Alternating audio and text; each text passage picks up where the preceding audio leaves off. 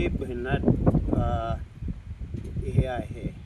खूप परिस्थिती गंभीर आहे. दळगाव अक्कलकोवा तालुक्यामध्ये काही वर्षापासून माझे जे पाठपुरावा माझे करत आलेले पुढारी, माझे पदाधिकारी असेल आणि ग्रामस्थ असेल, ग्रामपंचायती असेल, पंचायत समिती असेल, जिल्हा परिषद असेल, पाठपुरावा केलेल्या कामाचं आतापर्यंत म्हणजे झाले नाही. आणि या पहाडपट्टीत इतकी गंभीर परिस्थिती आहे, फिरणं खूप उघड आहे. पुढारी लोकांना दिसतच असेल, जितके मेन रस्ते आहे या भागाचं, ते एकही रस्ता सुरक्षित आहे असं दिसला जात नाही. आणि ज्या वेळेस म्हणजे सुरुवातीला जे कामं सुरुवात होते, जे ग्रँड येत होती आणि कामं चालू होत होते, ते कामे आजची परिस्थिती ही काम या अक्कलकोवा तालुक्यामधलं मतदारसंघामधलं अक्राणी अक्कलकोवा इथे एकही काम म्हणजे सुरक्षित चालू आहे असं दिसला जात नाही.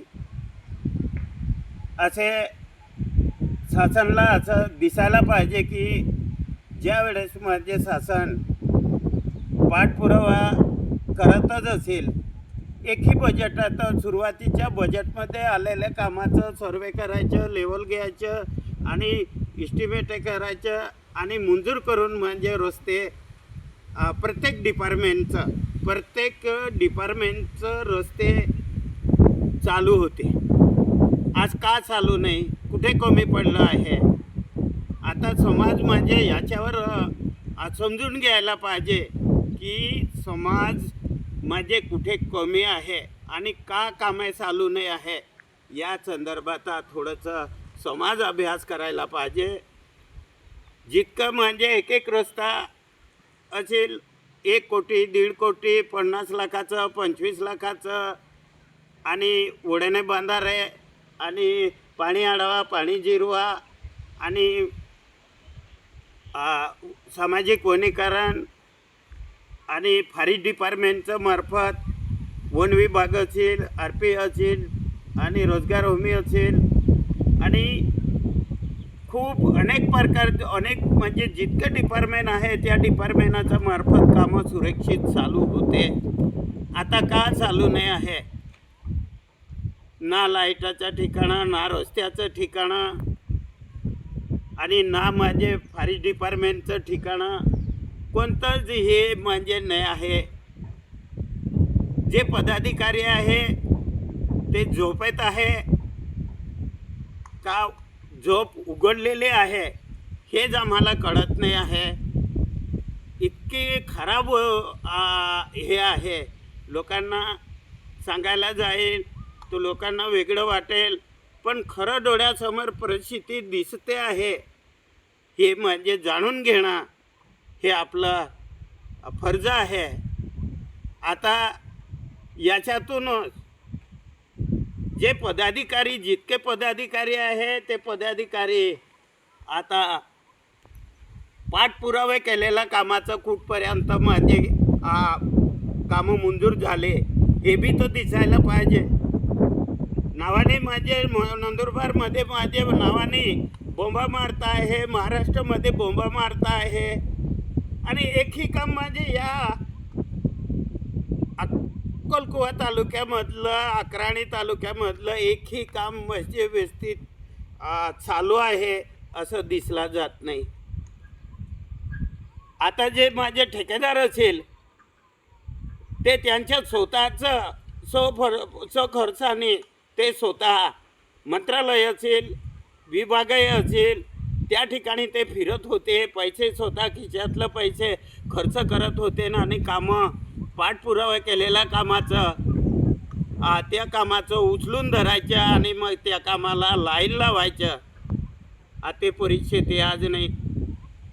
जे काम करणारा व्यक्ती होते त्याला बी दडपणचं खाली आणि छोटे मोठे कामे करणारा व्यक्ती असेल त्याच्या बी दडपणचं खाली. हे परिस्थिती काय अशी म्हणजे परिस्थिती येऊन गेलेली आहे. तर असं समजून घ्यायला पाहिजे प्रत्येक जे माझे डिपार्टमेंटचं अधिकारी असेल आणि जे बी ग्रामस्थ असेल आणि जेही पदाधिकारी असेल आणि जेही प्रमुख कार्यकर्ते असेल प्रत्येक प्रत्येक पक्षाचं म्हणजे पदाधिकारी असेल तेही समजून घ्यायला पाहिजे आपण कुठे कमी पडतो आहे.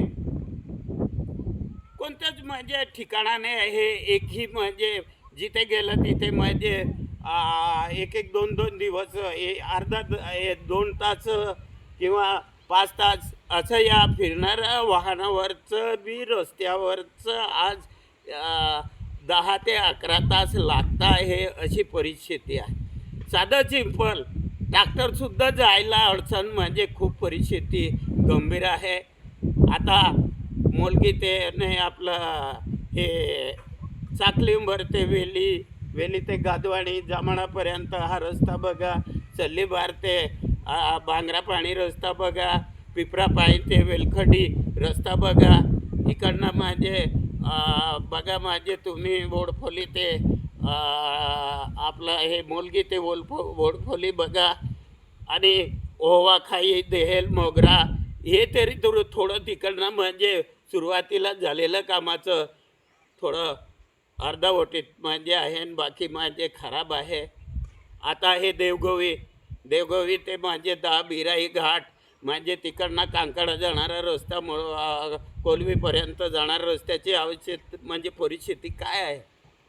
तिथे उभे राहून पाहिलं तर तुमचं डोक्यावर हात ठेवून राहणार पदाधिकारी अशी परिस्थिती आहे. खाईपर्यंत जाणार रस्ता म्हणजे खाई ओवा हा इकडनं देवगोवीपासून जाणारा रस्ता इतकं बिकट परिस्थितीचा रस्ता आहे. जे मेन रस्ते आहे या रस्त्याचं फिरणं खूप उघडकीत आहे.